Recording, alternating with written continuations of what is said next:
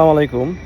যারা বিদেশের টাকা কোথায় ভাঙেন দেশে পয়সা, বিশেষ করে প্রবাসীদের যারা বউ আছেন তারা তো দেখেন মিডল ইস্টে মানুষ কত কষ্ট করে কাজ করে। বর্তমানে আপনার 45 ডিগ্রি তাপমাত্রা টেম্পারেচার দেখলাম, এর ভিতরে কাজ করতেছে সারা দিন কাজ করবে।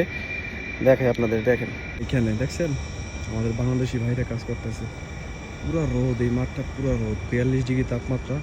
এই যে আপনার এই যে তিরপল, এই তিরপল উপরে পরে আরও মনে করেন 5-10 ডিগ্রি বাইরে যায়, হিট উঠে যায়, তো প্রায় 50 ডিগ্রির কাছাকাছি চলে যায়। দেখেন কত কষ্ট করে তারা, হ্যাঁ, এই রোদের ভিতরে, ঠিক আছে।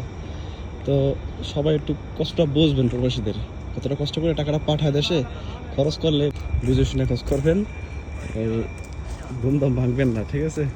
আমার ভাষায় আমি বললাম, বাকিটা আপনাদের মতামত জানাবেন কমেন্টে, অবশ্যই শেয়ার করুন ভিডিওটি।